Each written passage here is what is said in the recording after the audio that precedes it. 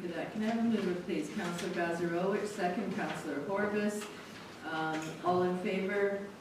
Opposed? Carried. And I should let everybody know that we do have one councillor that is on Zoom, and that's Councillor Horbis. And I think when VTAC does the screen share, you will be able to see him. And I guess, oh no, you can't see him up there either, but we can see him on our screen. So with that, I will ask for a resolution for the confirmation of the minutes, please. Okay, so let me see if I can find a way to share this screen, because Councillor Horbis can't see the screen that's being presented. He's only seeing the agenda. Let me do this. Yeah, this isn't going to work.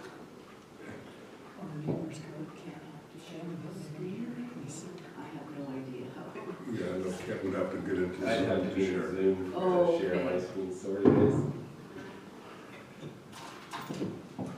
Could you give us a copy of the hard Yeah. copy of the presentation? We'll Okay, share yeah, that. and we'll then share. circulate Yeah, that. okay, perfect. I'll get it. Yeah, let's get it and send it over to Councillor Horbis, and he'll have it online right away. Thank you.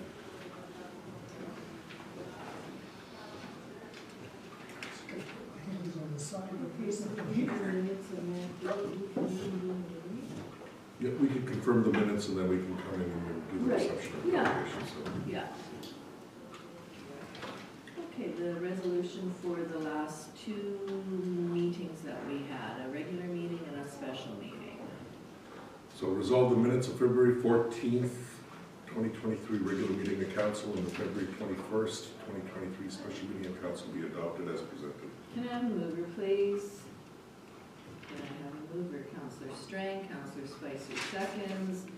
Any corrections, additions, deletions? Anything that doesn't look quite right in the minutes? Hearing and seeing nothing, I will call the question. All those in favor? Opposed? And that is carried. Okay, we're just gonna wait a couple of minutes till Heather scans that and we can get it over to Councillor Horbis so he can follow along when Ken is doing the presentation on behalf of the library this afternoon. So Councillor Horbis, an email will be coming to you with the presentation. So you just click through that as they go through it.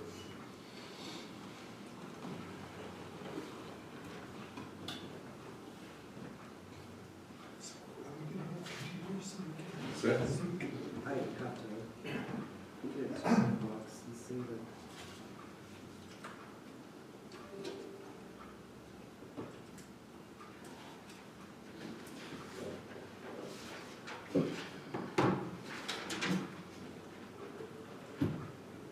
You want it to?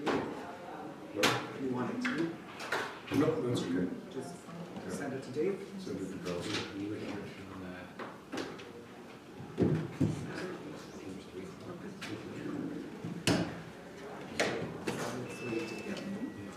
Okay, you should be getting it right away, Councillor.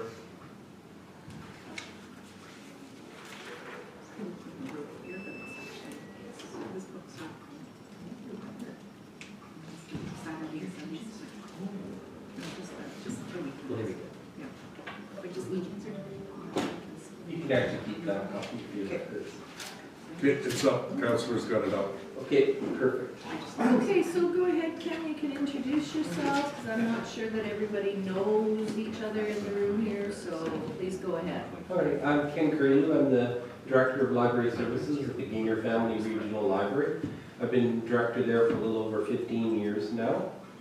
And I'm here to talk about the library, how we've been doing, and also an exciting proposal that I need your support on to see if it happens. I've also brought our board chair here, David Little. He's been board chair since Well, I've been on the board about 8 years. 8 years and chair for about 6 years.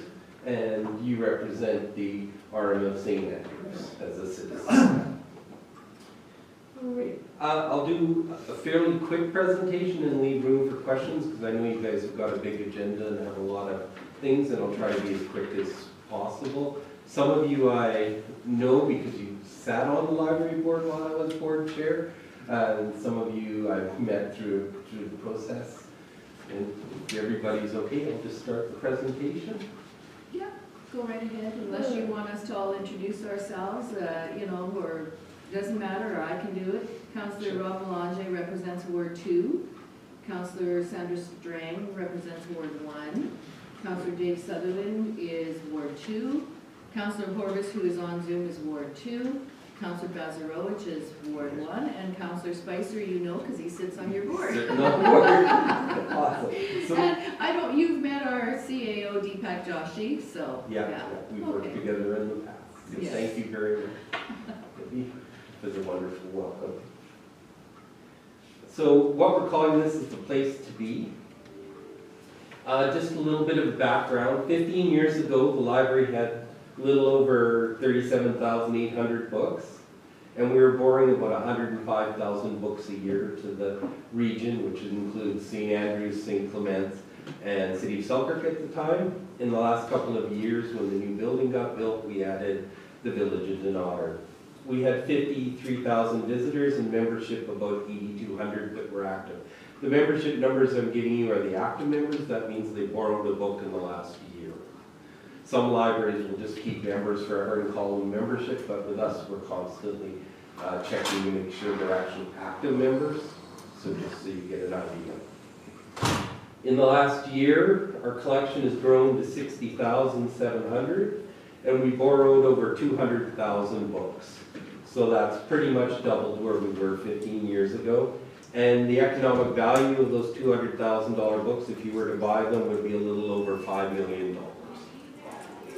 We had 141,000 visitors, so pretty close to COVID level, pre-COVID level, where we were around 150,000. So we're recovering from where we were with COVID. Membership is a little over 10,322 active, plus another 1,000 online borrowers that we have using our ebook system.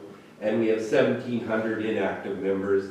Those are members that use the book, used the library the year before but hadn't in the last 12 months, so that would put us up around 12,000. In terms of St. Clements, because that's the happy region we're in, we borrowed 118 physical items, plus an additional 8,000 ebooks to your residents. Membership, 2,571 different St. Clements residents borrowed a physical item in 2022 with an additional 700 e-material readers. So we're hitting about 3,200 of your population, so around a little over 30%. We'd like that to grow. Our goal in our strategic plan is to grow you guys to 40%. Is where we would like to be. If we can reach that many, consider that a real success of active users. That means they've come in and used and borrowed the library, not just visited the library, which is still important, but not quite the same. And the value of the items for St. Clements residents was just under $1 million that were borrowed last year. Does that make sense to everybody? Yeah. Okay, 15 years. Just a sec, Ken. Do you want us to save our questions till the end? Because I think Councillor Belanger has a question or comment. It's just a quick one. It's just the value. How do you derive the value of the book? Is it printed in the book, or are you guesstimating? Is it? It's based on the value of the books that would be if those patrons had to buy them. Okay. So it's the retail value of them. So that's where you're getting that number. And it's around $25 is the number I'm using here. I can argue it's actually closer to 29 with inflation because of the cost of printing that has gone up in the last 2 years, but I'm basing it on the last one that I have. Hard numbers and on our system. Thanks. Okay, so 15 years ago, before we built the wonderful building, the province did a big study of our area and our region, and they recommended a 29,000 square foot library and a collection size of 90,000 items for our population. And at that time, it was about 31,500 that we were serving. We're now with the new census figures of 37,000. So it would probably even maybe be slightly higher, but it sort of gives you an idea of what was wanted. At the time, that was just unrealistic to think about. We were in a 5,000 square foot library. As I said, our collection was in the mid 30,000. We dreamed about having a bigger library and were able to do it, but we also had cost constraints, and everybody involved in the process made it clear to the library board that there could not be any cost overruns. What the municipalities were prepared to put in, that was all that was going to be there. So with that in mind, the library board looked for funding every which way and what could be possible. And at that time, each municipality gave $350,000 to the project. So St. Clements gave $350, St. Andrews gave $350, and City of Selkirk gave $350. Plus, City of Selkirk agreed to give the sale value of the old library to the project, and that was about $650,000. So in total there, we got about $1.7 million from the municipalities towards the project. The amount that we actually needed was over $6 million. So we had to fundraise and provincial money to cover the rest. Am I? No, I think Councillor Sutherland's having trouble with his computer, so just keep going. Okay. So we ended up building the beautiful library we have now, which is wonderful. It was 11,500 square foot of library, and 5,000 shared with the planning board at that time, which is the entrance, the cafe, and the chamber room. And the planning board was 6,000 square feet. So the overall building size was around 23,000 square feet that was built. We planned it for a 50,000 item collection, is when we moved in there. And over time, we moved it to 62,000, adding shelving every which way we could. So that's where we are now. So still far below what the province was recommending, but far better than what we had. So that brings us to today. With the planning board moving out, one of the dreams is that the library could move into that side of the building and increase the library size to 23,000 square feet, where it would all be library, and we could bump up the collection in this plan to 80,000, that could be increased to 90,000 if we get really scrunchy on area, so we could meet those requirements. That makes sense to everybody? Okay, just a bit of the background. The library has always been fiscally responsible. It's one of the things I pride myself as a director. When we built the library project, we were actually under budget by $32,000 on the $7 million project, so we built it under amount. We ended up gaining interest instead of using interest while we were building it. So we stayed on our planning all the way through it. And there were no unplanned costs that we asked the municipality or anybody else to come up with at the last moment. We were responsible. The other good news about it, we planned to move in the middle of December, 3 years before, and we moved in the first week of January.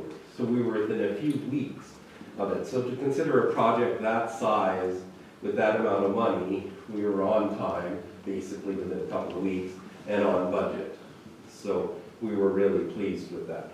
Just for the overall last 4 years of the library, and it's pretty consistent, all 15 of mine, we've run very, very small surpluses. We don't run deficits, but we don't run huge surpluses. So we've had surpluses in the $3,000 to $10,000 range on an $800,000 budget. So we run a really tight ship.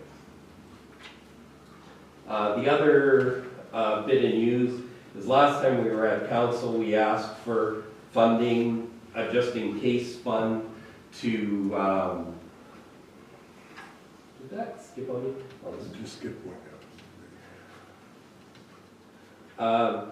Just-in-case fund, we had capital costs, and we haven't had to use that. So for 4 years, we've built up a fund for capital in case we lost a furnace or something in an HVAC unit or that kind of stuff. So far, any of those mechanical costs, we've been able to absorb in the library because they've been fairly small water tanks and those kind of things. So we haven't had to go back to council. So that fund has grown for 4 years and now has over $80,000 in it with interest. I think 86, something like that. So that's there in case there is. So we've been really responsible. We've also been innovative. We run a number of innovative programming areas. Our early literacy programming for 0 to 5-year-olds, we're up to 30 to 45 babies and toddlers in the library each week, different ones. And we've had to expand that from 1 day a week to now 3 days a week with 5 sessions instead of 1. And it's made a huge difference in terms of already the schools have noticed the kids in our program have done much better in kindergarten as they come into the schools and that kind of stuff.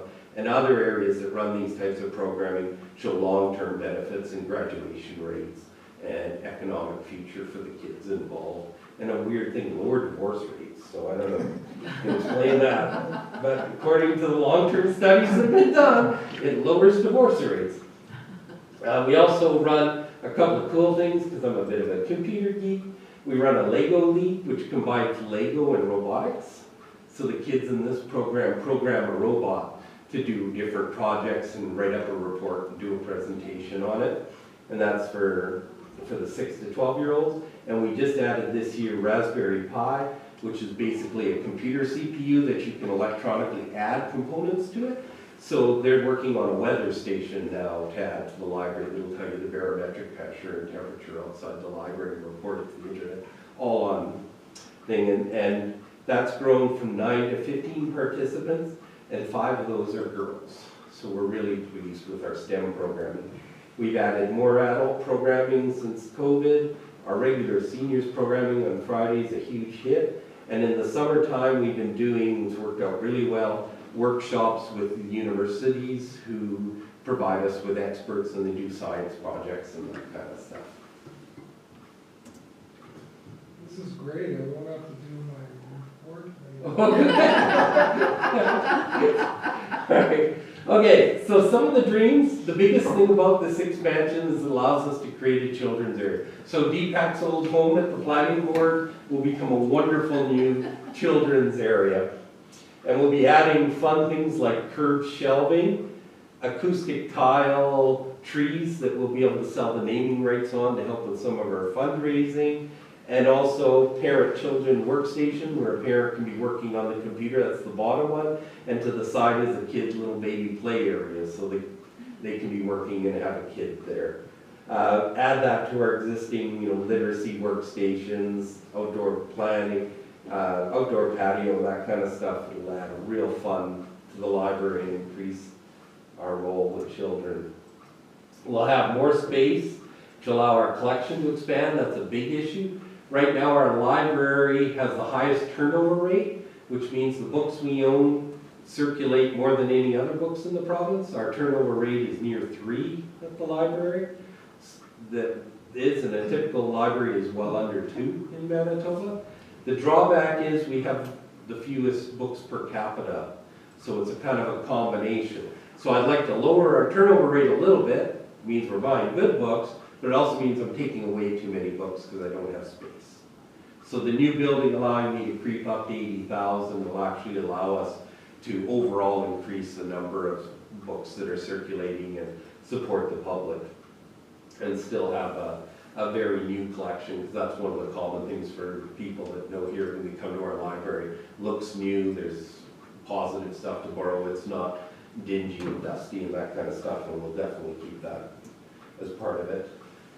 The other thing that we're looking up are not your typical library. One of the fundraising opportunities we have that we're looking at is flex satellite offices. So with all the home businesses that have started with COVID and stuff, is the library would rent office space sort of like a hotel room where you could rent a space for a day or a week and have an office to meet people, or if you had a consulting company come in from Toronto that's working on a project here, they could rent it for a month or whatever to have it and provide space, and that's an opportunity for us to make money. The other thing is pop-up space, sort of like where a small business could pop up, have a space rented from the library, that kind of stuff. And also adding huddle pods, which is quiet seating, where you'll be able to control the lighting and sound in it. And that's both for people with special needs and also just a quiet environment where you could meet with people. So not your typical library. We've always been a little bit on the edge, and this is one of the ways that we're looking at it. Plus there's some economic potential for us, keeping our operating costs down. The biggest complaint of the library is actually our success is parking. The library ended up being a lot busier than what the designers thought it would be, so there wasn't enough parking put in. And so one of the advantages of this, if the library takes over the whole space, the existing parking lot that planning board used to use will now be able to be used by our staff, and then the rest of the parking lot becomes public and solves our problem. We did check into what it would cost us to add parking, and we were looking at over $400,000 just to add 16 spots. And fundraising for parking was nearly impossible, so that just didn't happen. We'd also be able to create study space. When we did the surveys back in 2010, students didn't really think they'd want to use the library, so we didn't invest in study space. Because you remember we had to keep to the size that, you know, we're looking at 11,500 square footage, not 29 like the province recommended. So we gave up study space, saying study space wasn't going to be a priority because the community didn't say it was. Well, we quickly found out our wonderful space is really popular with students. And now we have lots of students there doing everything from exams to studying to work groups. So we've been doing our best to move things around and add tables, but it's a real space issue, so in this new plan, study space is planned for. Does that make sense? Any questions? Try not to keep you guys too long, because I can't talk. I know, I'm sorry, I'm trying not to be too long. I know you guys are busy. This, you guys are the luckiest ones ever, get to see the very first concept drawing of what would it look like when you walk in the library. So now when you walk in, instead of seeing the cafe seating, you'll see the main circulation desk.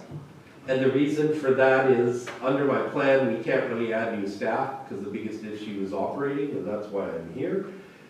So we're not going to be able to add new staff, so I need to move our circulation control point from where it is in the library on the left to the center so that we can control both wings. So those doors that we see there, that's going out to the patio at the That's back. going out to the patio at the back, yeah. And the familiar wooden display that all the artists use is just there to the left to give you that point.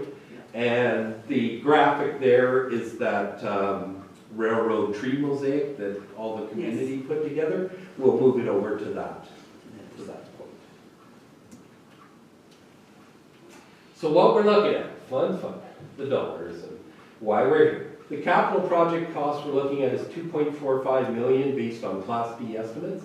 We received a grant from the foundation to do proper drawings and estimates of what we would be looking at, so we're not out in the middle of nowhere. It's still being designed, but based on the original concept in Class D, and that's sort of plus or minus 20%.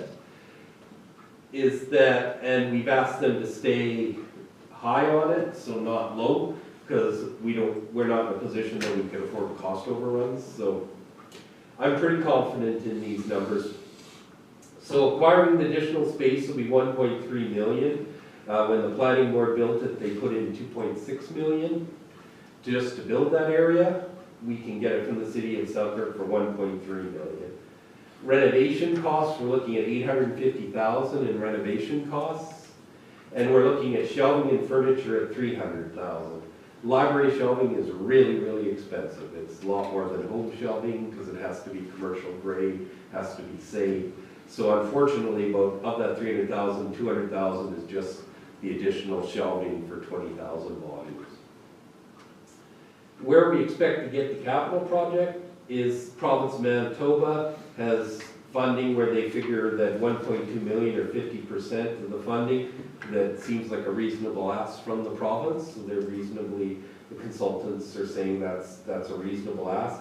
And fundraising at 1.25 million. While we haven't been able to make this public, we've done some behind the scenes talk with some of the foundation, and they've talked to their major donors. There's a lot of support there, so they're pretty confident the community can raise the 1.25 million we need for that part of it. So why am I here? Here's why. Operating costs are the killer for us. I can't get grants to do operating costs. The province does give the library grant, and then we rely, and the province represents about 40%, and then the municipal grants that you guys give us each year give us about 50%, and we're able to raise about 10% a year in fees. So that sort of gives you a ballpark of where we're at. The trouble with taking over the whole building is that the planning board used to share 1/3 of our costs. So 1/3 of the snow removal, 1/3 of the yard care, 1/3 of janitorial, 1/3 of hydro, water, HVAC, insurance, all those things really add up. And depending on the year, it's between 65 and 75,000 a year that the planning board was covering in building maintenance costs. I don't have that in my budget. As I showed you, the library is, you know, right down to where we are, and my entire book budget in a year is 90,000. So that's the only thing I got flexible. If I had to cut my book budget, we wouldn't be a library anymore. So my ask of the municipality is that ongoing commitment in our operating. Now, there's some logic in here that I'm going to talk to you guys about. Your current 2023 request without expansion is $108,665 that we're asking from your municipality. If we do expand, it would grow to $146,826. And the per capita would be at $1267 per capita based on your new population figures that we're asking the St. Clements. For comparison, Selkirk would be at $1683 per capita. St. Andrews would be at $1350 per capita. And for a broader thing, the average municipal contribution in Manitoba by municipalities in 2021 was $24.99 per capita. So we're far below what a typical library in Manitoba is. And that does include Winnipeg, so people say, well, that's Winnipeg. So we took out Winnipeg, and without Winnipeg, it's $15.41 per capita, and that was a couple of years ago. So those are likely, once I get new figures from the province, will get us closer to 16 is probably where they're at. So even with this, St. Clements is still going to be below the provincial rural average. So while it is a big jump, it's not outrageous in comparison to other ones. And some local similar ones, Stonewall and the RMs all match the same. We're at $20.99. So the municipalities around Stonewall are paying $20.99. And Portage was at $17.34. Was Portage the RM and the city? Yes. Head Sandra. Tim, just a question, going back to that other slide, that 1267, is that for, like, with the expansion of the extra monies? Yes, that's with the expansion and the extra money. Okay. So what are we sitting at right now? I have to recalculate because I had it before on the old population. It's just around $10. I'll give it a few cents. I will follow it up with a proper email to DPAC. But you're looking at about $3 per capita increase from where we are, but then you have a population increase. So I think it was about 1050 in that range, wasn't it? well, trouble is the population change. Yeah. Yeah, under the old population it was 1050. Or 1051. Thank you. Exact number, but in that range. But yes, the 1267 includes the new population and the increase. And this is the concept drawing for the new kids area that we're looking at. So that's your old home, DPAC, where you used to live when you were a director there. And it gives you a concept. We'll have the innovative curved shelving to give it a more kids feel. It'll also be at kids' height. The acoustic tile trees, you get a sense of those. I'll be moving my offices over to that side, and we'll be turning DPAC's old office into a large meeting room. We'll take an office and that one and turn it into another bookable meeting room that we can get some revenue off of. Your We should office? say Jennifer's old office. That was That's just, true, sorry, Jennifer's old office. that was just their temporary. Yeah, correct, Jennifer's office. So that'll become a large reading room because we found our existing heritage room we're turning away about 50% of the people already requesting now, because it's booked so often. And so it is a real opportunity for us to, the community is asked for, groups are asking for rentable space. We also find ones that you don't expect, the school division, the health authority, they both rent the large room quite often from us. So those are both revenue opportunities for us. So your office fun when you came here? My office stays basically the same. My office wasn't, never been a priority for me, so, yeah. So you can see now this is what the planning board will be. So in the top area will be a boardroom style office. And that's Jennifer's old office plus the office beside hers. We'll keep the 3 existing offices that are already in place there. And that'll be my office, Catherine's, and Lorraine's office will be there. And we'll leave Darlene, who's our finance person, on the other side, where we'll have those bookable offices so she can work sort of as a concierge if there's any issues or that kind of stuff. And then our kids area will move over to this side, which was the old planning board cafeteria and one of the offices. And the main section will turn into the kids shelving. I think that kind of gives us a sense of how that new space would be used. The existing kids area space, some of it will be taken up because the staff where they are will move in back there. And then the old staffing area will be the cafe seating. And we will be able to add additional adult shelving all through the old kids shelving area. That allows us to expand our adult shelving. So that's the proposal, and that's sort of the ask.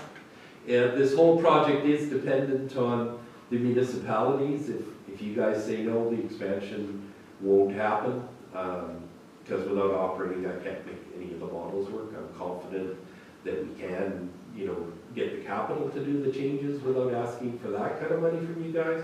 But the operating, we have to ask you, and that's, your council budget decision. Well, I think, yeah, we'll have, of course, and this, we'll have to have further discussion Yes. on it, but right now I'm gonna open it up for questions. I see Councillor Boulanger has his hand up, and a couple others probably do, so we'll go that route. So go ahead, Councillor Boulanger. Thanks, Madam Chair. Do we know how, or I guess I'm not sure if you've presented to them yet, how the city of Selkirk and the other municipalities are receiving the potential increase to make this become a reality? Okay, in terms of the city of Selkirk, we've met with their administration a few times. We've not met with the full council. At this point, we've asked them, hopefully we will get that meeting. Our representatives on the board are positive about it. City of Selkirk, what they, in this proposal, is the library is immune to taxes under the act. Libraries don't pay any taxes, while the planning board did. So there goes City of Selkirk's going to lose about $50,000 a year in taxes. And the administration is confident that they're willing to do that and give us basically take over the mortgage that the planning board had. That's that 1.3 million there that the planning board had built up that we would take over and continue paying. So it's kind of like getting on quite a good deal. Like it would cost us a lot more than what the planning board did to build it, in today's dollars. So that's sort of what the city is saying. We'll give you that at that cost, and you won't pay taxes, but we would like the municipalities to come up with the operating and get closer to the level that Selkirk residents are paying per capita. So that's their stance, and their administration is confident that's their side of it. St. Andrews is kind of a gray area. They've had so many changes, and I don't have the connections there. I've asked for a meeting, so I'm hoping I can get a sense of where St. Andrews is at, because they're just as critical as you guys. If you don't have St. Andrews on board, it's not going to happen, because we're all basically equal partners now. Right, great. Councillor Bazarowicz, I believe you had your hand up. Yeah, thank you. You already answered the question about the taxes. Okay. More space, that equates to $1.3 million. Yes. Do you assume any ownership of that?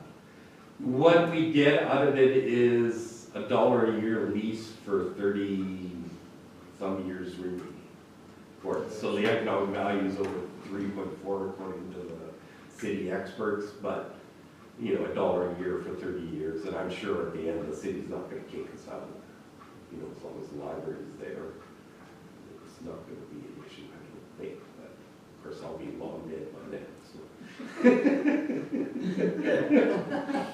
You're still a young man. Oh, yeah. Thanks Sure, I guess I could still be kicking around.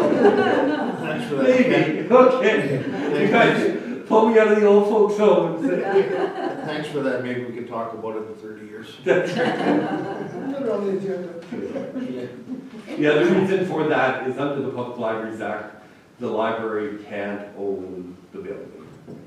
So that's why it's always been this weird thing in the way it's set up. The advantage is you don't pay taxes, right? Like you guys are on the lease, you'd be in for 1/3 of 150,000, so Yeah.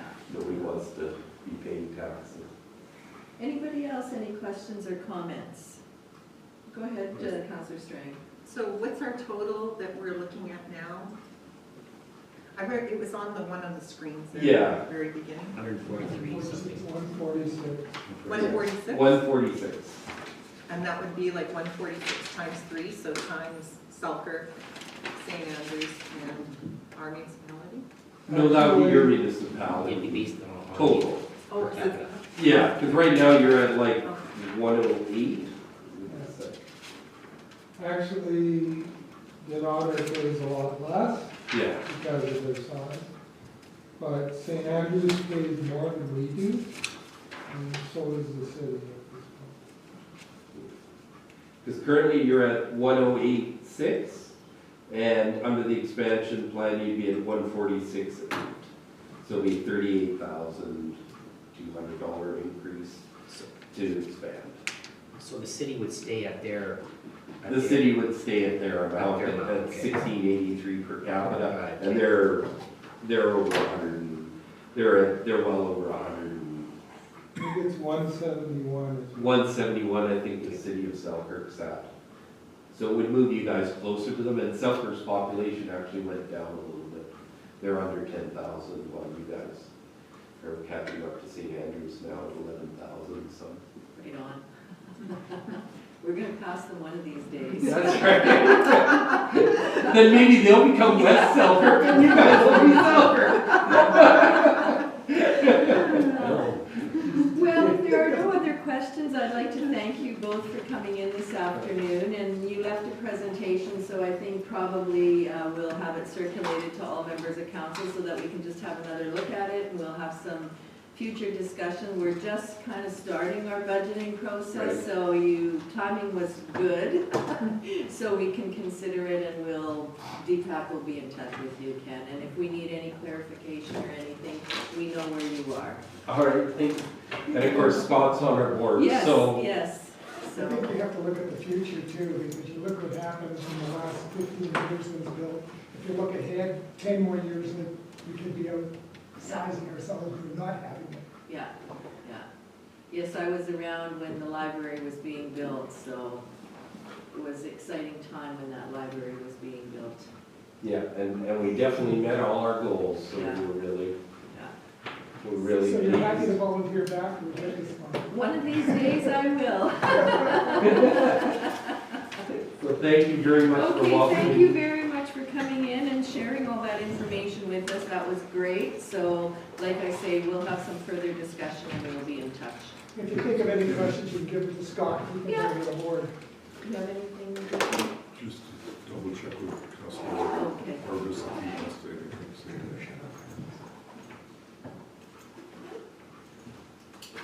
I think DPAC's just gonna check with Councilor Horvis if he had any questions, seeing as he was on Zoom. Okay, There he's turning around in his chair, he heard me. So, Councilor Harvest, do you have any questions? No, I'm good, thank you. Thank you. Thank Okay, you. Take care. Where did you park, Ken, at the back? just in the here? back, can we Just- sneak through this? Yeah, just come around here behind Scott and sneak out the back door. Thank you. Have a great day. Yeah, you too, thanks. Thank you very much. thanks for your time. You bet.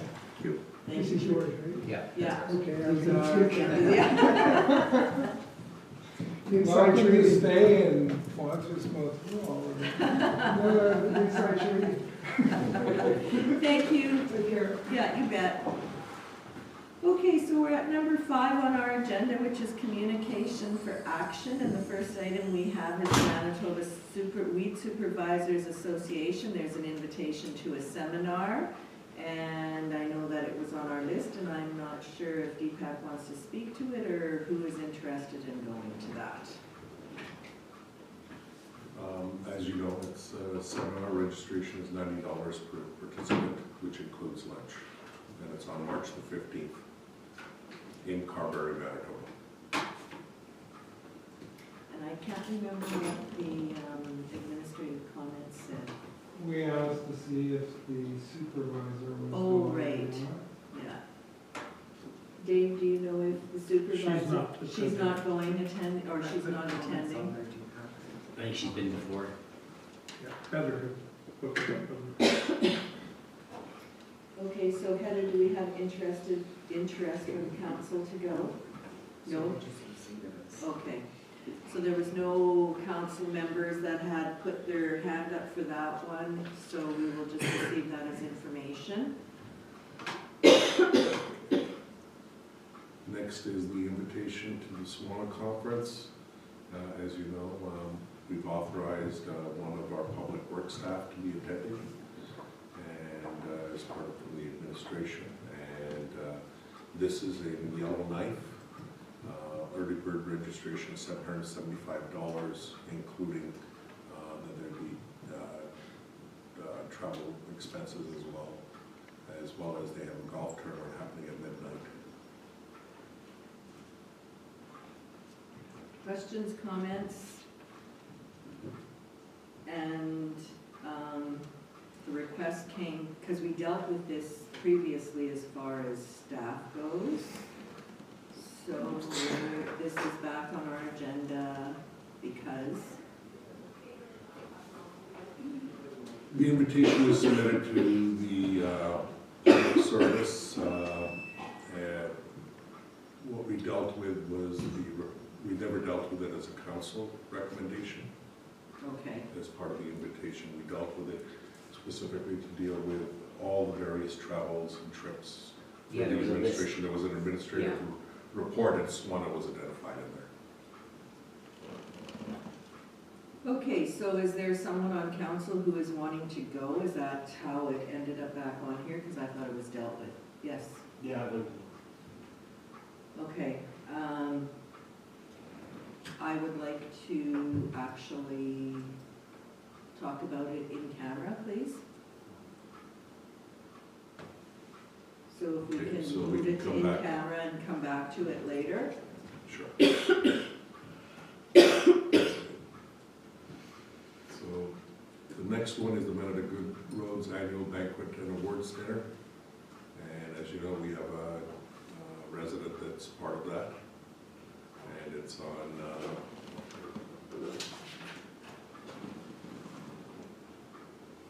April 2nd, I think is the April date. 2nd, yes, thank you. April 3rd, sorry. Okay, great. Okay, I'm not sure who else is interested in going. I know I'm going. Councillor Strang, you want to go to the banquet, but Yes, not I to the would. spring conference, right? Yeah, I'm not going to the AMN, but I would like to Go to the go to the banquet. banquet. I know we have a resident that's getting an award, Yes, actually. yes. And I guess we'll have to make those arrangements to get their banquet tickets for them. I think that's, all that arranged. okay, you got all that done already, thank you. Who is the resident? I can't recall. John Bartley? Oh, right, right, okay. Okay, so we have a resolution of the councillors that have shown interest, so that's resolved Mayor Feeblecorn, councillors Glenn Bassarovich, David Horbis, and Sandra Strang be authorized to attend the Manitoba Good Roads Association Banquet and Awards presentation on Monday, April 3rd, 2023. Can I have a mover, please? Councillor Bazarowicz, second Councillor Sutherland. Any discussion? Hearing and seeing none, I'll call the question. All those in favor? Opposed? And that is carried. Okay, the next one we have is the Manitoba Accessibility Office, and it's a webinar, an invitation to a webinar. And I'm not sure if anybody put down that they were interested in attending. Yes, we have Councillor Sutherland identified. Okay, perfect. So resolve Councillor Dave Sutherland be authorized to attend the Accessible Transportation Standards Regulations 60-day public consultation on Zoom webinar on Wednesday, March 22nd, 2023. Can I have a mover, please? Councillor Strang, second. Councillor Bazarowicz. Any further I have a discussion? question. Sure. So, would it be beneficial to have someone on staff also attend this? If this is regulation that's going to be coming down, I'm wondering if we shouldn't have a staff person attend also. We could certainly look at it. That might be I don't think I'll be the one being in No. attend because I'll be just returning. It could be even some, like it's supposed to be on transportation, correct? Mm-hmm. So it could be someone in public works even? We can look at that. Don't think it needs to be part of the resolution, it can be just No. action. Yeah. I just thought it might be beneficial. Okay.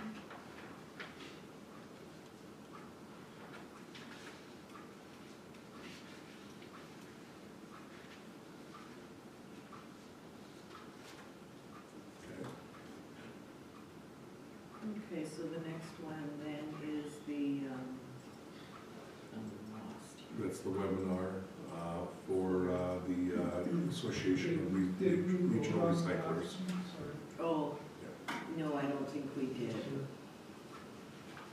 Did we? We'll have a mover and a seconder. Okay, so going back to the accessibility office one. Have a mover, have a seconder, all in favor? Opposed, and that is carried. Now, this is a MAR information webinar, Right. and it's specifically dealing with the organic waste and composting. And it's available as an information seminar and on March 30th, 2023 from 9 a.m. to 11:30 a.m. in the morning. Okay, and I think there's a couple of us that want to attend. I put my name down for this one, so. So would you like me to set up in the office here for the March 30th? I don't know, is there a cost to it? Like, I guess, to me, if there's no cost, I would just as soon do it at home. But if there's a cost and there's 4 of us going or wanting to attend, then we should be here, is the way I look at it. I don't know. Maybe that's just me. I agree with you, Madam Mayor.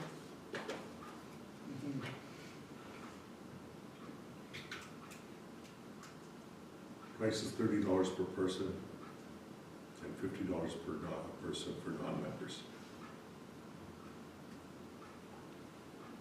How many of you got interested? I thought it was 4.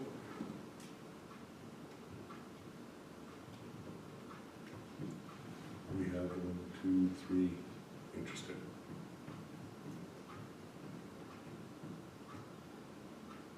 What's the thought? Well, it's $30 to register, $15 for gas. For me. Yeah, go ahead, Councilor So- Stray. I'm gonna say with the small numbers, just to let everybody do it at home. I don't know, I'm just gonna suggest that $30. Councilor Spicer has a point there about, Yeah. Okay, if everybody's okay with that, we'll do it from home and there'll be the $30 charge for each of us. but I think it is a good way of looking at different conferences. Yes, and the yeah. thing, just to be, Yeah, like one of them, what was it, the FCM one was so expensive for Zoom, it was Yeah. almost unrealistic, so. Okay, so I think we're good for the 3 of us, and if we could have a resolution, please. Resolved, Mayor People Corner, Councillor Scott Spicer and Dave Sutherland be authorized to attend the MAR webinar on managing organic waste and composting on Thursday, March 30th, 2023. Can I have the mover, please? Counselor Boulanger, second. Counselor Strang, any discussion? Hearing and seeing none, I'll call the question. All those in favor? Opposed? And that is carried. Okay, the next one is the Collaborative Leadership Initiative, invitation to attend an event on March 17th. I put my name down, but after reading the details here, I'm not gonna be interested. Okay, I didn't read the detail before I, okay, so you're gonna nix your name from Yeah. there? Feedback, you're not around for this one, right? I No, won't be, yes, I'll be you on won't holidays. be back yet, so. So we had a maximum of 3? Is that I what it believe was? that's how it was. Mhm, yes. And I guess the collaborative leadership, or Jennifer Freeman, was kind of wanting to know who would be attending. So I know I will be going. And I guess for the elected officials, other than myself, it's a half a day, but for the heads of council, or those that have participated in the CLI, it's for the full day, so.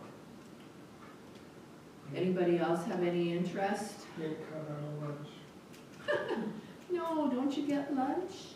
No, I think we No, get it cut out doesn't of lunch. have lunch. You get breakfast though. Anybody else interested to go? Scott's gonna go.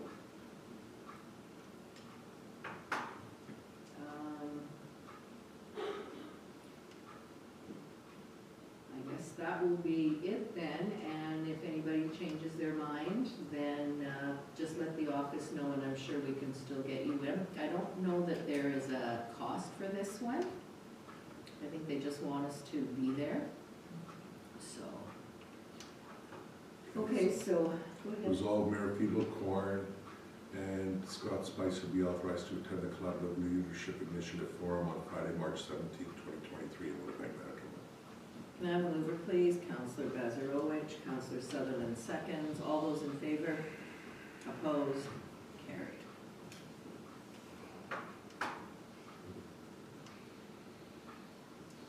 Okay, under number 6, new and other business. The first item we have is the Canadian Polish Congress Manitoba District. And this is, I think, the one that I had mentioned the other day.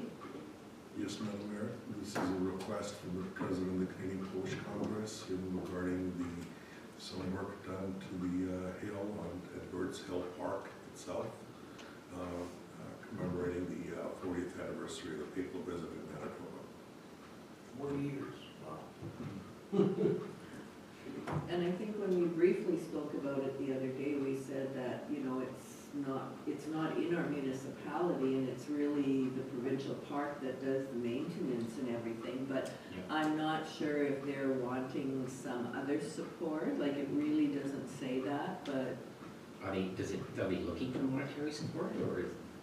Didn't say that. it didn't say that.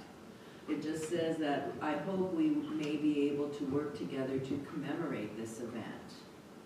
And then it goes on to say that the hill has some obvious wear and tear, and I'm not sure who oversees.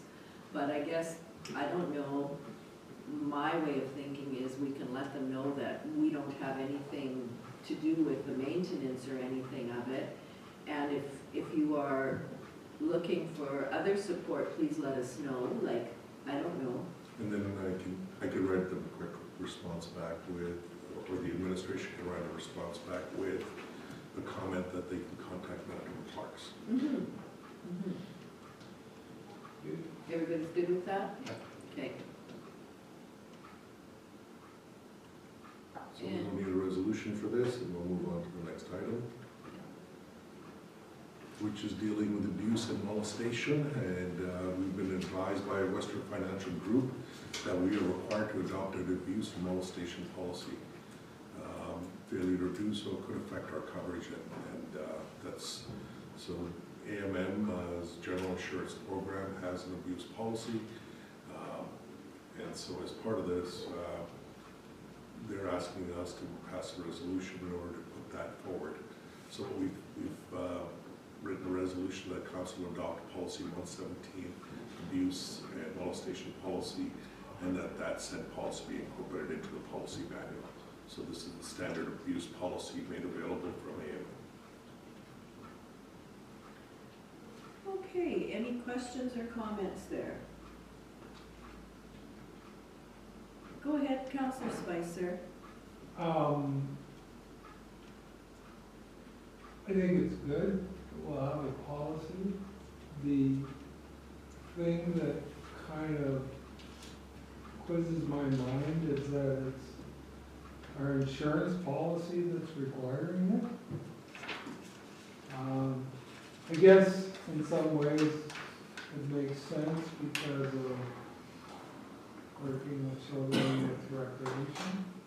Is that probably the background behind it? Children, youth, vulnerable populations, this could be, people in the vulnerable population area, and the situation is, if we are sued, the first question is asked, do you have a policy that deals with this? Makes sense. And so that's why they're recommending all municipalities have a policy to at least start with.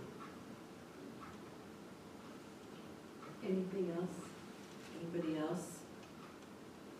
So I'm guessing that we need a resolution to adopt this new policy? Correct. Okay, so if you want to bring that forward.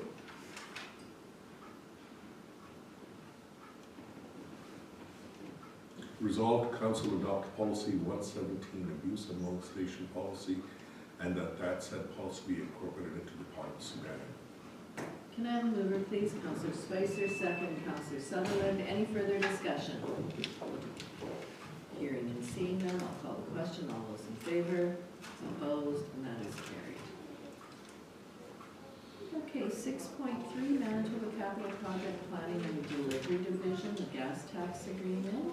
Yes, this is a requirement to adopt a new gas tax, which is now called the municipal gas tax agreement between Manitoba and the rural municipality of St. Clements. But what used to be called the gas tax, the funds between Canada and Manitoba, which was now it has a generic name that the federal government has created, and the biggest change in here is that it does allow us to now be able to include fire halls as part of the costs that can be expended for those gas tax. So when it comes to that part of it, and I guess it doesn't matter whether it's, yeah, I guess for me it is the fire hall, like what can it be expended on at the fire hall?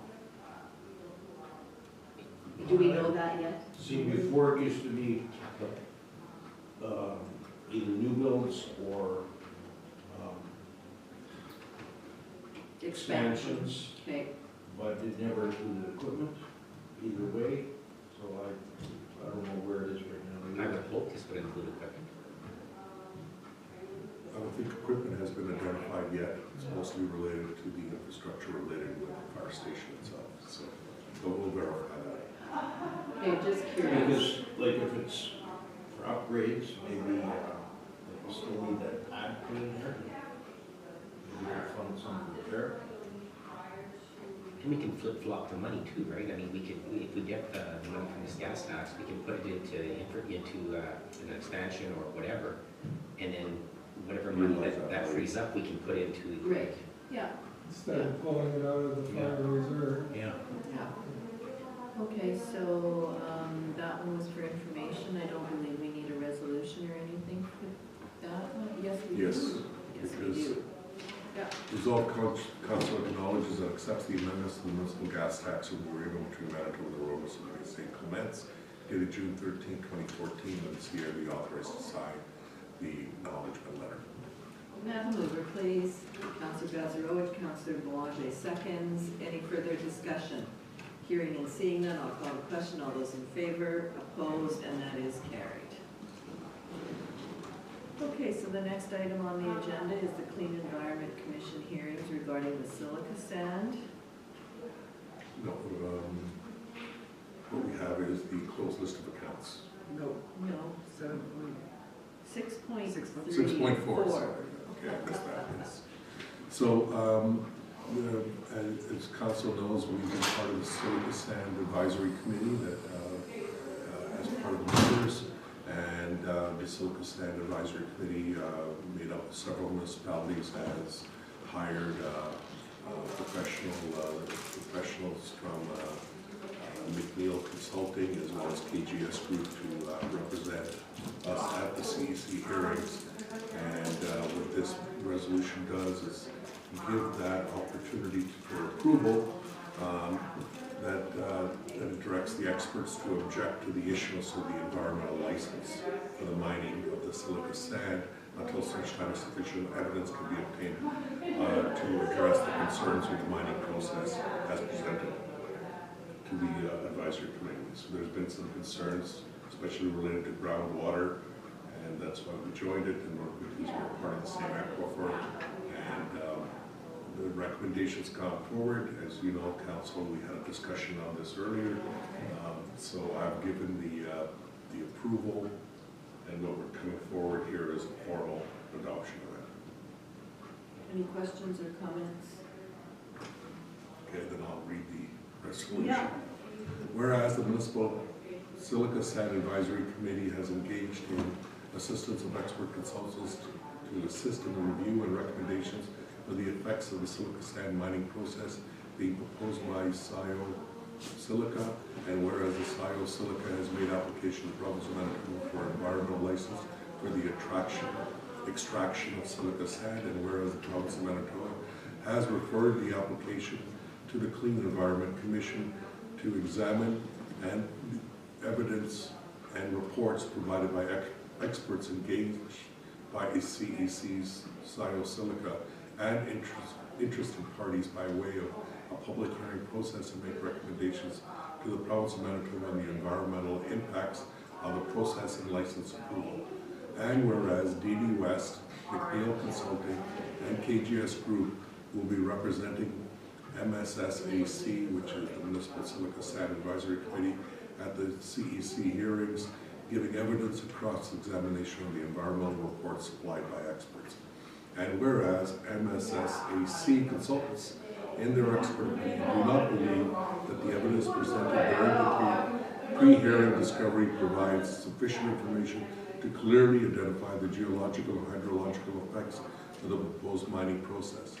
And whereas MSSAC expert consultants believe that the CEC should not make recommendation to the province to approve the environmental license until such time as sufficient evidence can be provided that there will be no negative environmental effects to the geological structure of the water aquifer. Now, therefore, be it resolved, the MSSAC directs the experts to object the issuance of the environmental license for the mining of silica sand until such a time as sufficient evidence can be obtained to address the concerns with the mining process as presented by MSSAC expert consultants.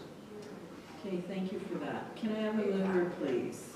Councillor Spicer, second, Councillor Bazarowicz. Any further discussion? Quick question. Sure. So, just for history's sake, so I keep it straight, there was some type of a license already issued, was there not? But not for mining. Correct.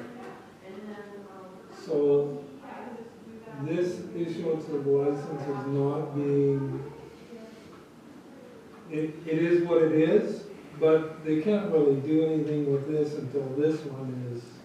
That's my understanding. Yeah. I think there was permits issued and approvals given as part of being able to set up the operations, but that also required environmental license to be able to mine the silica sand, and that's what Okay. Thank you. Okay, so we did read the resolution. If there is nothing else, I have a mover, I have a seconder, and I'll call the question. All those in favor? Opposed? And that is carried. Okay, so we are at number 7 on our agendas, which is the accounts. 7.1, the closed list of accounts. So, resolved, council approved the February 28, 2023 list of accounts, check numbers 23000-234, to 230000307 in the amount of $457,440.13 for payment. Can I have a mover, please? Counselor Sutherland, second. Counselor Strang, any discussion, any questions or comments? Hearing and seeing none, I'll call the question. All those in favor? Opposed? And that is carried. Okay, the next one we have is, I believe, the Board of Revision. Yes, Madam Mayor, what we're bringing forward is the authorization to identify the Board of Revision members as well as the Secretary and Assistant Secretary. And of course, what their honorarium would be. Just to note, if that changes, we are moving ahead earlier because this is a reassessment here, so just wanted to make sure everything was secured.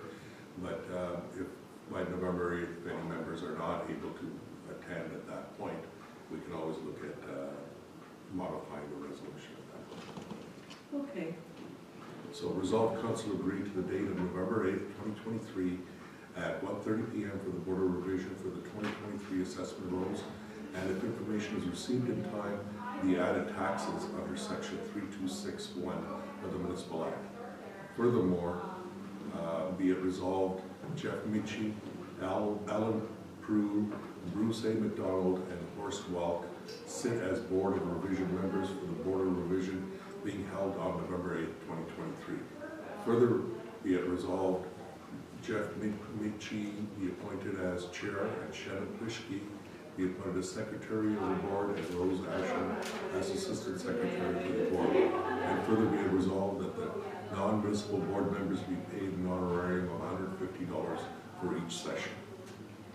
Can I have a mover, please? Counselor Spicer, second Counselor Boulanger. I have one question though.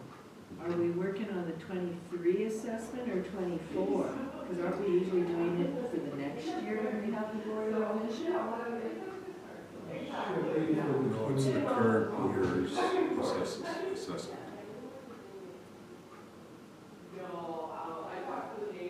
Go ahead.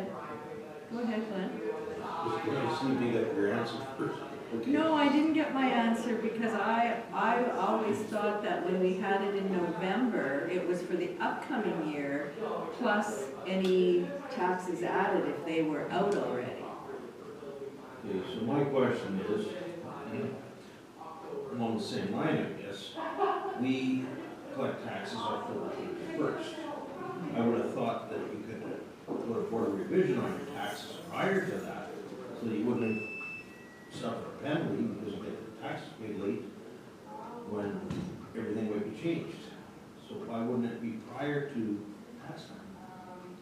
The dates are provided to us by the Board of Revision. Okay, well, say By the problem. Assessment. hypothetically, or not, whatever, I'm not happy with my taxes, so I'm not gonna pay it until I go to my Board of Revision. Now, and if it doesn't get revised, or even if it does, I still suffer a penalty. So it just, I don't know, it doesn't make sense to me.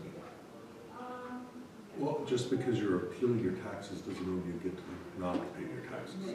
Right, but they could be, let's hypothetically, half that. Hypothetically, if it was half of that and you appealed, you'd be getting a refund. Yes, but you'd also be penalized because you hadn't paid it. Like somebody, maybe they don't have them, you know what I mean? Go ahead, Scott. In my previous lifetime, when someone came in and this scenario was being contemplated, I always recommended that they paid their taxes and then they would get a refund if it was reduced. That part I get. I always believed it was for the assessment for the next year. Yes, if you have something that you would like to add, that would be great. It looks like a staff member made an error, because it's the revision date for the 2024 assessment rolls for your municipal corporation. So it should read 2024 assessment rolls. So it's for the revision for the 2024 4 assessment rules? Okay, But we still get board of revision annually. Oh, yes, yes. yes. Yeah, if it gets to that point, because that's the other thing that's changed in the last 10, 12 years, is they always try and find the middle ground before you get to it. Yes, yes. Like if I was wanting to appeal my taxes, they say now, go to the assessment branch and see if you can't Strike a deal. settle it prior to the board of revision. Okay, so that board of revision for 2024 then, right, Heather? Okay, thank you. Go ahead, Councillor Strang. Just some clarification, so it says here honorarium of $150 for each session. Is that what each person coming in the room, that's a session, or is it the date, the session? The date. 1 day. So do we have more than 1 day? Well, we haven't. Yeah, this is a reassessment year though, so there could be a lot more appeals, Okay, so. it just depends on how many we get that we sort of schedule everybody in like appointments? Okay, Yeah. thank you. Okay, so I have a mover, I have a seconder, and both of you are okay with changing that board of revision for the 2024 assessment rolls? Okay, I will call the question. All those in favor, opposed, and that is carried. Okay, we are now down on our grants, and we do have a couple of grants that we're going to talk about today. And the first one is the White Sands Estates Cottage Association. Yes, Madam Mayor, Thank and you. the White Sands Cottage Estate Association. I'm sorry, Councillor Horbus, have you been able to see these screens? So, there you go. So, the White Sand Estates has made a request for $30,000, and it was to do a top lot as well as tennis courts revitalization. They had identified that they wanted to do some significant upgrades to the tennis courts,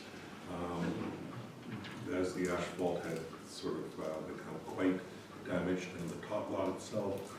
They wanted to do some upgrades because to allow for younger children to play there, because mostly after doing the safety assessment, it was set up mostly for 5 to 12-year-olds. And as part of this program, as they looked at it, it was determined that the tennis courts resurfacing the original proposal, which was around $50-some thousand, was not adequate, and it was going to be doing a complete rebuild of and resurfacing of the area for the tennis courts, which comes out to about $125,000, and the top lot was about $5,000. They made an application with the Sustainable Communities for $65,000, and they made an application with the Suffolk District Foundation for $15,000, and they plan to have fundraising efforts. Right now they have about $5,200 to go up to $20,000. And so that what they requested from the municipality was $30,000 in order to make up the difference and do the work. Looking at our policy and looking at the information that was provided, the recommendation is that our policy would be maximum could be $20,000, and then they would be able to apply again in 2 years. And since this project is expanding multiple years, I think they'd be satisfied with that request. Okay. Does- Any questions, comments? Go ahead, Councillor Boulanger. Does it say what amount they applied to the Sustainable Communities Program for? $65,000. Okay, thank you.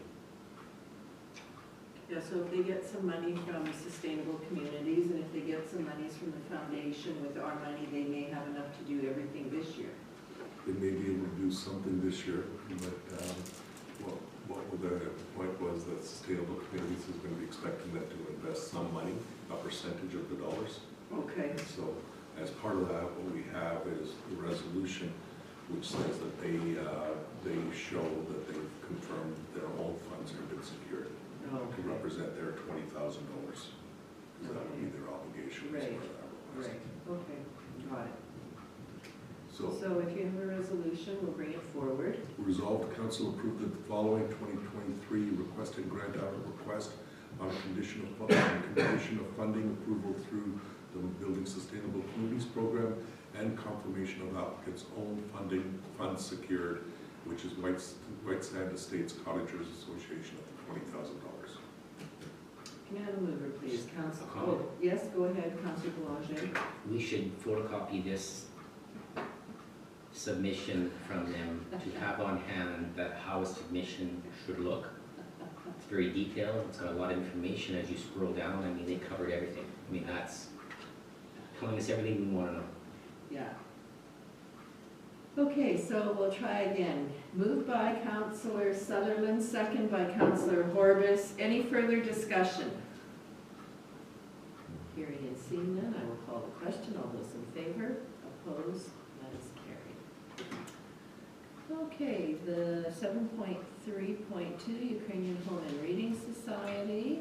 They're looking for a little bit of funding there for some building repairs. Yes, they're looking for $3,780 to do a building repairs, outdoor repairs to the building, to fix some of the areas where the water is leaking. They've identified stucco damage as well as skirting and basically putting in a water barrier around that and then Yeah. put back the scratch coat and so forth. Yeah, and if And so they anybody, brought in some, that's okay. they've also brought in, submitted an estimate for the work. Right, well, and if anybody does go over to Rennie's, you can see if you're pulling through Rennie's Right. parking lot where it's damaged on the, that would be the southwest corner of the building, so. Okay, if we have a resolution, we should bring it forward, please. Okay. Get back to the resolutions. Resolved, council approved the following 2023 request and grant application request, Ukrainian Home and Reading Society, $3,780. Can I have a mover, please? Councilor Strang, Councilor Sutherland seconds. Any further discussion? Hearing and seeing none, I'll call the question. All those in favor? Opposed? And that is carried. Okay, communications for information. Is there anything that anyone would like to bring forward, or Deepak, is there anything that you would like to comment on there? As you can see at 8.2.1 is the $47 million of unconditional funding to municipalities increase. That's based by population, and we'll get our appropriate share, which will be communicated to us shortly, and we'll be addressing that as part of our budget process. Right, and I guess we won't get that until after March the 7th, till the budget comes down, and if I understood correctly? Correct. Okay. They've given information that they've already submitted it as a precursor to it, but March Right. 7th is when the province passes the budget. Budget, okay.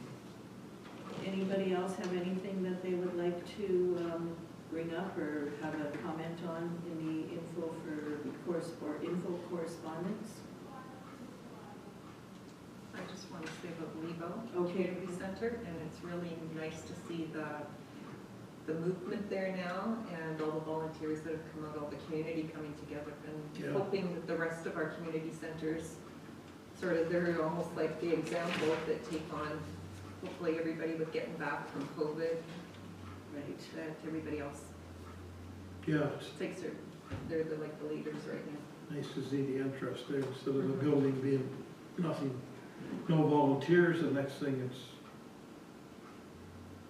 dilapidated building done, which happens in lots of Yeah, and communities. I think there's a couple of the community clubs, they're not quite as active as Lebo, but ESRA is doing some good stuff, and now the East Selkirk Hall, the Ukrainian Home and Reading Society, is trying to refurbish and get some new members on the board there, which they did, so it's just a matter, they're having the Ukrainian Home and Reading Society is having a fundraising social, but I think it's not till the end of April, so if I get any more information, I'll make sure that we have it here, and perhaps we can help some of these organizations advertise by putting it on a reader board, or, you know, wherever we can put it so that we can get it out there for these community clubs, because I think, you know, they are really trying and Yeah. we have to help them as much as we can. So, There's quite a few new members on there on where? with legal. Levo? Oh, yeah, yeah, It's been nice to see something happening with Stony Point. right, It's kind of in limbo right now. yeah. So the other one I wanted to draw your attention is 8.9.2. If you have a chance, you can read the Regional Libraries report. And I just want to draw your attention to library membership. 10,000 active members. Of those, 210 in Donauder. Selkirk has 5,156. And St. Andrews has 3,573. And St. Clements has 2,566. Go ahead, Councillor Bazarowicz. Are we still paying for memberships in the city? To the city libraries? I don't think we're I paying. don't think Not so. anymore? I don't think Like we have, Winnipeg? yeah, I don't think we have for a number of years. As we used to.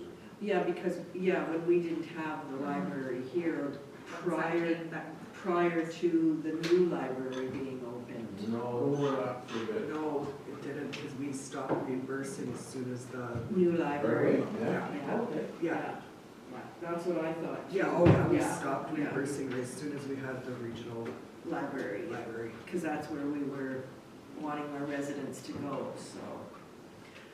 Okay, so there is nothing else under the info correspondence, so we will go to our council reports. And we're going to start this afternoon with Councillor Spicer. Okay. Well, it's good we've been moving along. The rest of the afternoon is not yours. Yeah, Um, good reminder. Sorry, Scott, I could not resist that one.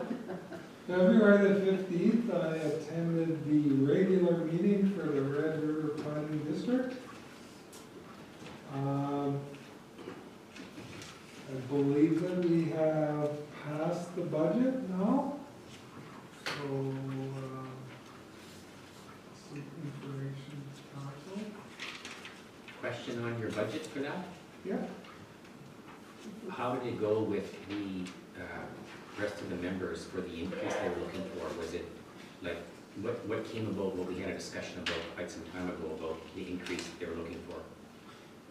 The increase ended up being 4%. Okay. They originally were asking for, 8. okay. Thank you.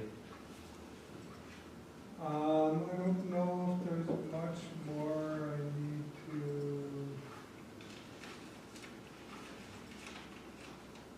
give you there.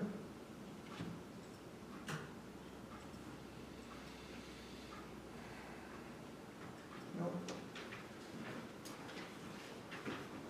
February the 16th, St. Andrews Walking Down, we had an update meeting. So we're looking at June-ish now for it to be completed.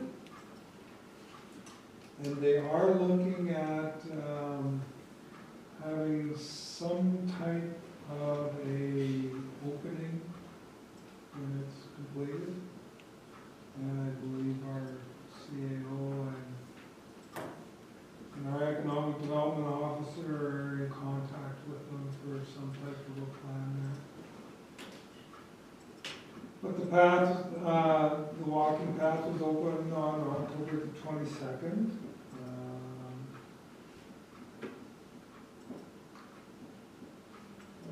They're talking about also doing a sidewalk,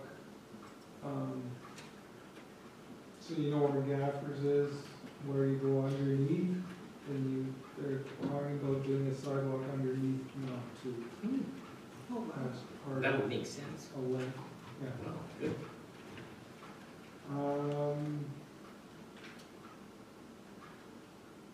Underneath the Where- bridge, you mean? Yeah. Yeah, like where you could kind of drive underneath Yeah. there before, they're also They're up to about 16,000 artifacts now.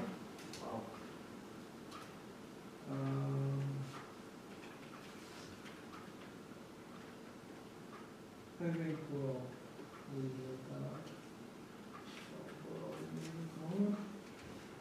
that. February the 16th, Gaynor Regional Library, we had a regular meeting and we got most of the information today between the library report as well as the presentation. Question?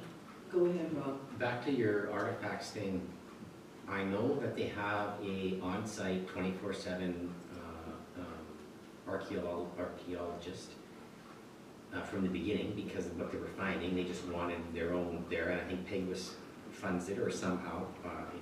There's a person there. When, I'm not sure if you know the answer to this, when they do find something of interest, is that specific area sort of shut down temporarily until they can bring the staff in, look at it, unveil it, get it out, and then give the green light again? Is that how they work it? The way I understand it, and of course this is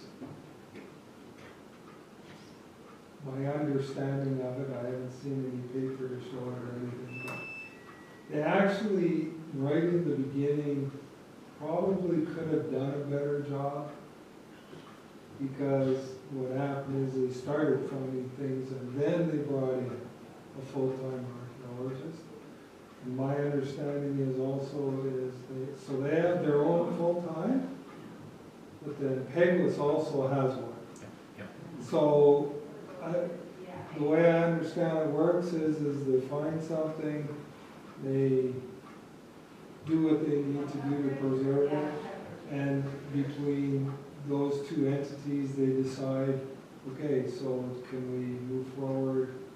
How does this work? You know, it kind of depends on what they find.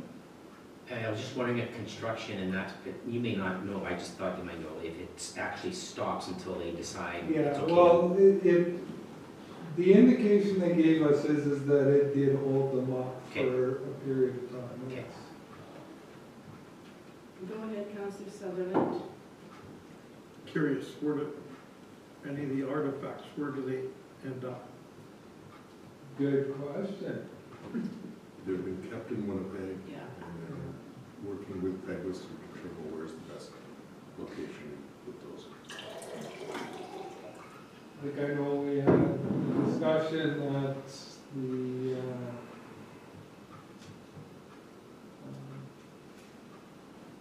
operation. Oh, yeah, cleanup there. yeah. We had a discussion there. Mr. Sutherland, And the indication I came away with was they would rather keep them there. there, Yeah, in a new museum someday. right, Yeah. yeah. So, That was what I came away with too, that they would like to have a new building Yeah. there and have everything housed there that came out of the project. okay, February 21st, we had the RM special meeting for the low pressure sewer public hearing.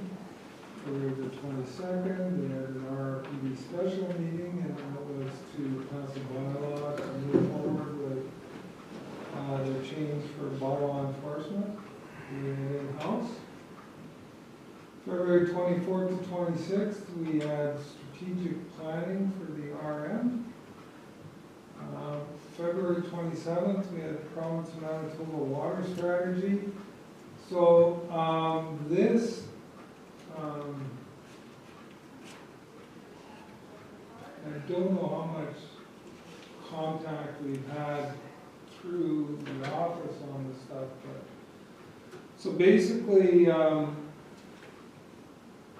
what they're looking at, just to step back for a second. So all the reports are on manitoba.ca/water. In the spring of 2020, they put forward the framework for the water strategy. And they had the Engage Manitoba in 2021.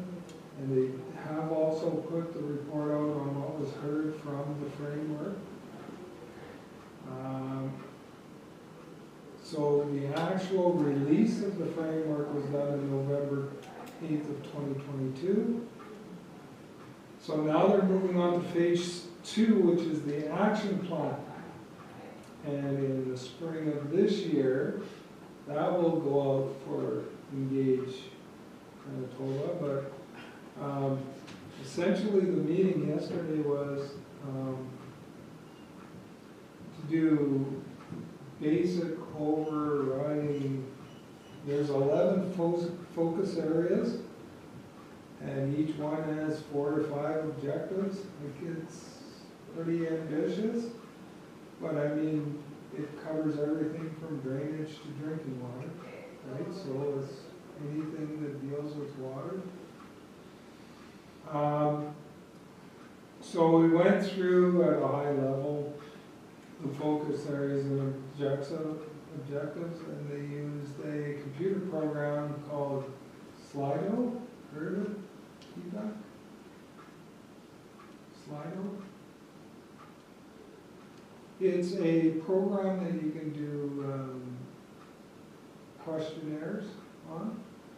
So there were 30 of us there, and we went through and gave our thoughts on what was important and what's more important than other things.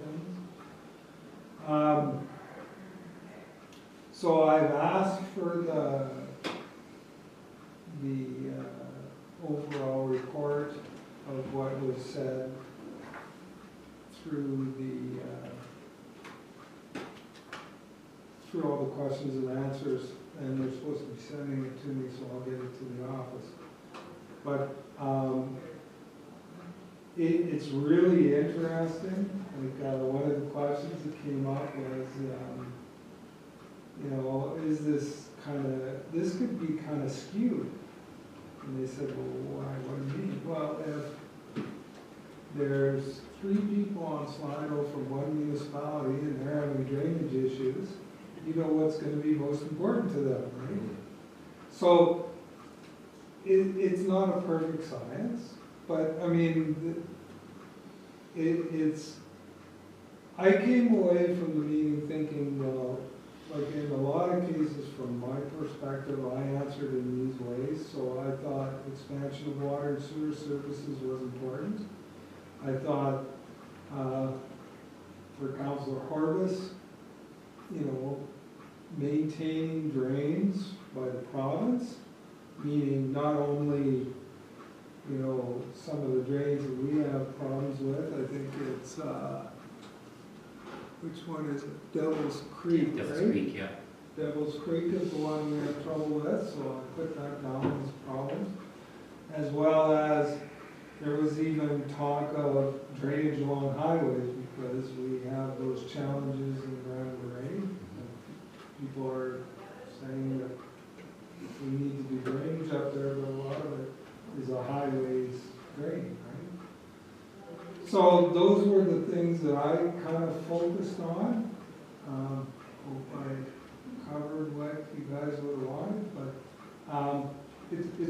it'll be pretty interesting once it comes out. So if you want to take a look at it, it's you can go on and do a look at the plan, the strategy, and the action plan, and do a survey on engagemanitoba.ca/water strategy, and you can do that up to March the 15th.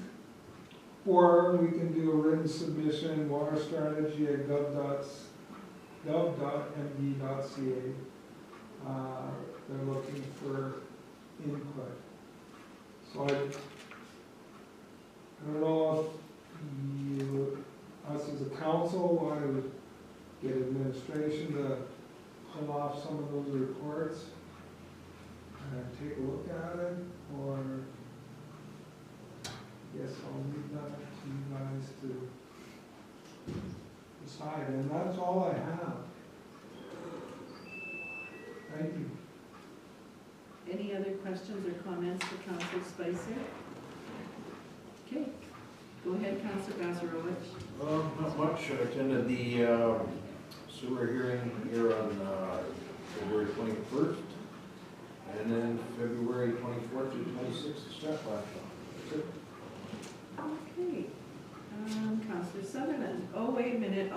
Counselor Horvis if he's available. No, go ahead, Counselor Sutherland, I'll come back to him. Yeah, all I have February 21st, our public open house and bylaw 2 to 2023. And our strat planning from the 24th to the 26th. That is it. Okay, go ahead, Counselor Strang. I have February 21st, also as everybody else, our public hearing for the Henderson Sewer. February 22nd, I attended the North Chapter meeting in East St. Paul. They had 3 very interesting speakers. The evening went on longer than like too bad. Very good speakers, just too bad that they don't limit them because it was dragging on the evening, but the great topics they had. One of them was Mitchell Timmerman from Manitoba Agriculture, Richard Groshan from Sustainable Development, and Hank Venema from Strategic Systems Engineering. He did on the LiDAR. I asked if they were going to have something again available for our staff because they've even gone further into the LiDAR. Now it's getting even more, not just the basics anymore, and like a lot of the stuff, I was sitting next to the mayor and said a lot of the stuff would be great for our administration to have. So I did ask them, and after Hank did come up and said that he will contact the Red River Basin and do something that, I said, yeah, I think everybody's tired of Zoom meetings, and I said I think it would be good to have like a hands-on or come in person and do something. I don't know if they would come to each of the offices or have something for different areas. Richard Groshan spoke again on the floating wetlands and just giving updates. And they did have an election, and I am treasurer for the North Chapter. I declined a vice chair position and put myself lower down. So, and that's really it. Okay. Oh, and sorry, February 24th and 26th. Stratland also, if everybody. Yeah, I was going to say, weren't you? Go ahead, Councillor Sutherland. The floating Wetlands? wetlands, Yep. Yeah. are they having any success with that, or is it a wait and see because it kind of takes a while before you see it? No, it looks like they're having lots of success, and they're also getting, now they're a different design, and they're being made in Canada. They're from Quebec, so they're going to try a different type, because these other ones come, but they use their base, comes in from the US, so they do the planting. Got a lot to do with frogs, it's coming from Quebec. Oh, I Sure, we'll forgot. put that idea Sorry. forward. Well, I meant, I forgot to be. Okay, thank you for that. You're welcome. Okay. Nothing else, Sandra? No. Okay, go ahead, Councillor Belanger. Just 2 things, February 21st, our public hearing for South St. Clement Sewer here in the chamber, and then Friday, Saturday, Sunday, the 24th, 25th, and 26th, our strategic plan marathon with a wonderful presenter. Okay, now, Councillor Horvis, did you want to do your committee report?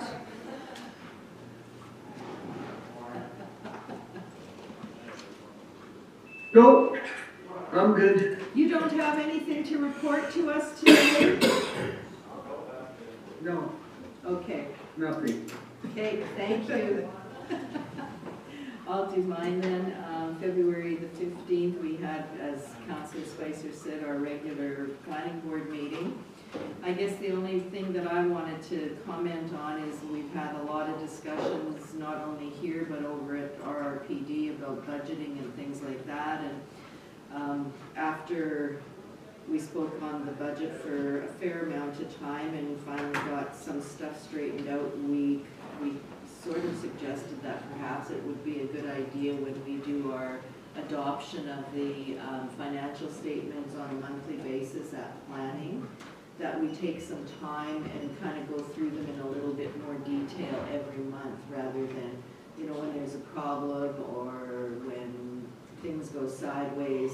It would be better to do it on a monthly basis. So I think that's what we're going to try. Like Shouldn't take a whole lot more time, but if you have any questions or comments on a certain area in the budget, that would be the time to bring it up rather than let it kind of brew for a month or two. So that was, yes, that was that was the main thing that I got out of it, was that we're gonna do a little bit better job of reporting and having discussions on some of that stuff. Councillor Spicer actually spoke on the St. Andrews Lock and Dam update. I was also on February 21st at the public hearing for the borrowing bylaw, RPD special meeting, and Councillor Spicer talked about that.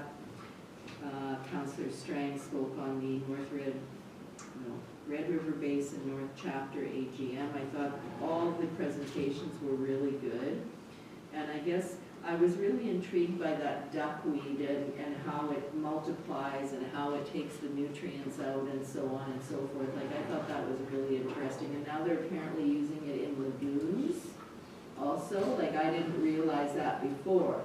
Like, more and more, I know they're using it up in Denauder, but now it seems like they're using it in wetlands and lagoons, and it's kind of intriguing because it multiplies so fast. Like, you can clean it out and they say within 3 or 4 days it's all green again. Like, it just multiplies so quickly. It was very, very interesting. So I don't know, maybe one of these days if we need a speaker for something, maybe we can invite Richard to come and speak on some of that stuff. I don't know, I think it's interesting. Maybe I'm... So they incorporate that into lagoons too? Yeah. Remember we saw it in Denauder? Yeah. Naturalizing things. Yeah. Yeah. One of the things they have is in East St. Paul, that he was very amazed at how much that they farmed out of theirs. They have the machine in there going, like just pulling it out of their ponds that they have sitting around in these developments. Yeah. Like Pritchard Farm, that they were cleaning them up. But they do say that as it's growing, that it smells. It has that sulfur smell that some people were complaining about. But they said after that they cleaned it out, and I guess the following year the smell has gone away. So it is something that it's like a growing pain that we would have to put up with people that living around there, that if we did get complaints, but they, because the mayor of St. Paul spoke and she said that now they don't get complaints of it. So she said it is an ongoing process at the very beginning. Yeah. Very interesting. February 24th, I was over next door reading to the kids. I read two classes, and I think they were probably grade 2. They were really, and as I told you when I got to the strat plan, it was pajama day, so they were all very neatly dressed in their PJs.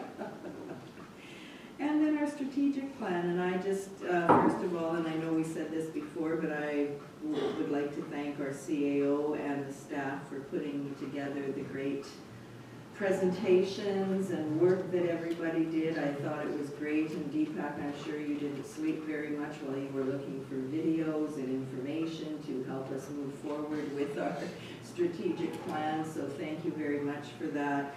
I think it went very well, and I'm looking forward to moving forward, and I think all in all it was very informative, and I believe that we have set a great path forward for the next 4 years to see our municipality grow and welcome many new residents who will call St. Clement's home. So, thank you for that. And that's all I have. Okay, Madam Mayor, I have the CAO report, which is giving an update on the various projects. Some of them are just an update of things that I've reported on in January. And I'll just do a share with Councillor Horbus so that he can see it as well. And so,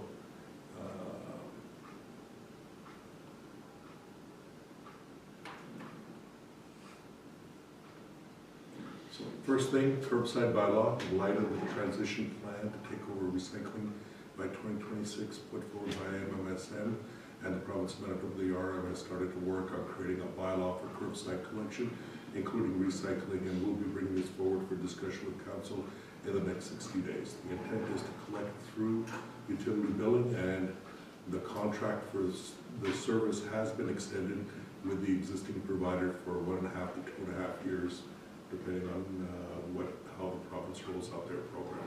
This would allow the RM to get a better understanding of the direction of the province and what they're contemplating as part of its rollout for the MMSM.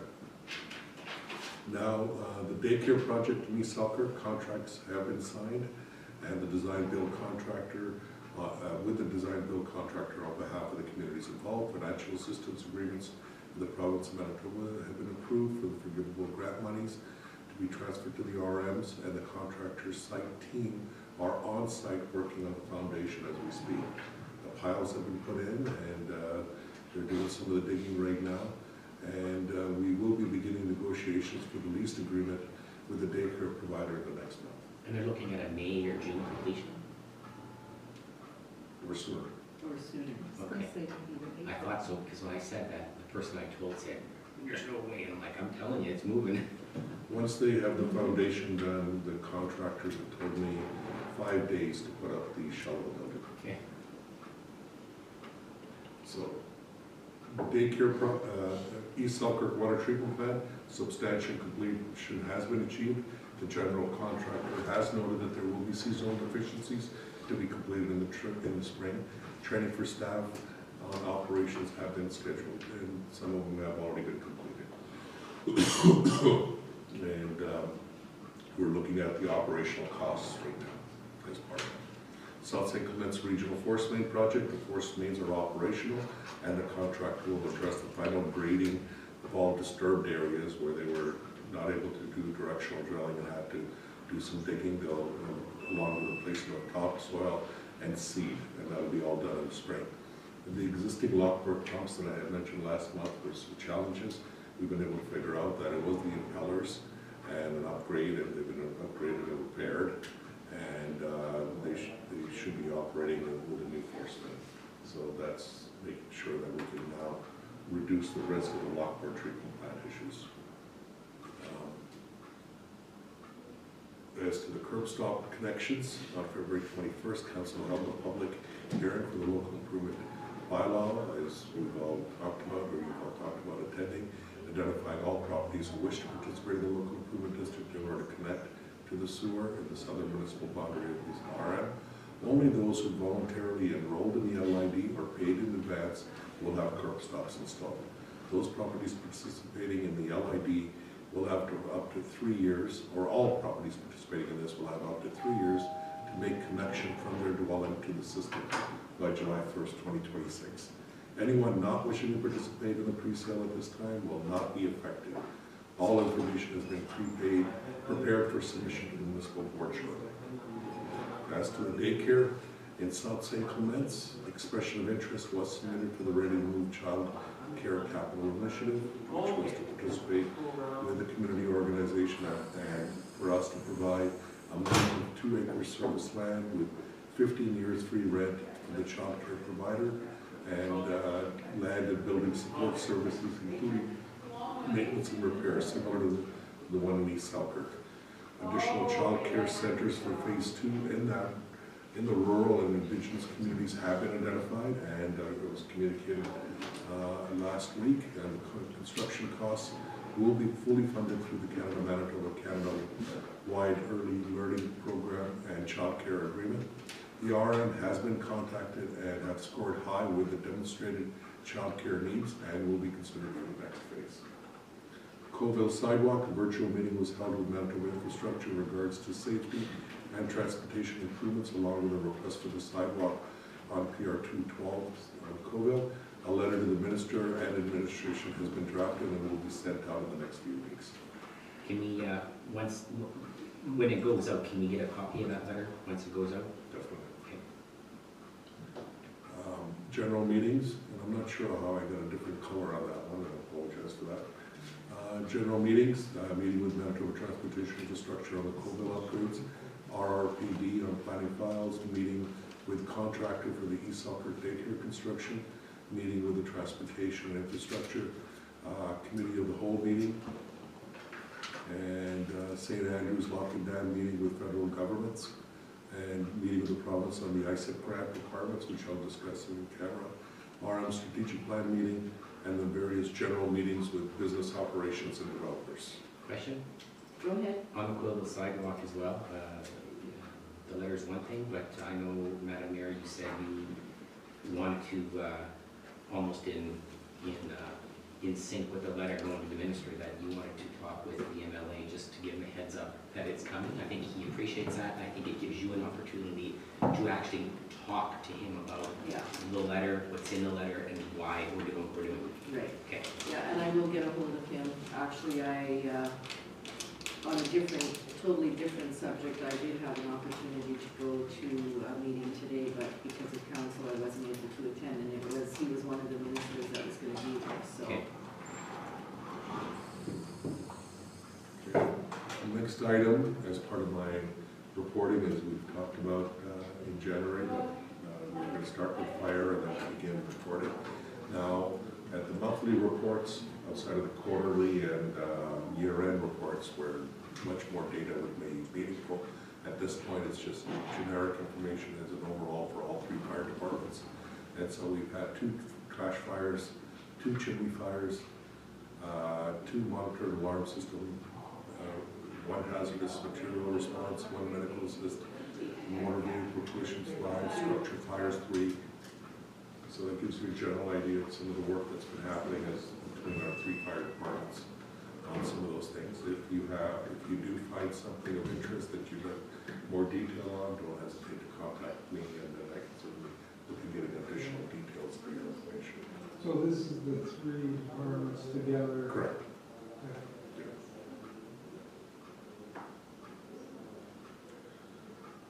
Okay, so moving on to the next part, where is my share screen?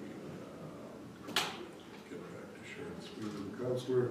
Okay, so Madam Mayor, would you like to go and take camera at this point? Well, I was just kind of looking at our agenda, and I see we do have a 4 o'clock appointment, so maybe we should go in camera and just take a couple minutes break, and He's coming in right Yep, I see that. So if we could have a resolution to go in camera, please. Resolve council recess the regular meeting and go into in-camera to discuss legal and personnel issues, and further be it resolved that all matters discussed are to remain confidential as per section 83(1)(b) of the municipal act. I'm not sure if Councilor Horvitz has a question. I'm going to ask him, so. Councilor Horvitz, do you have a question, or are you moving the resolution?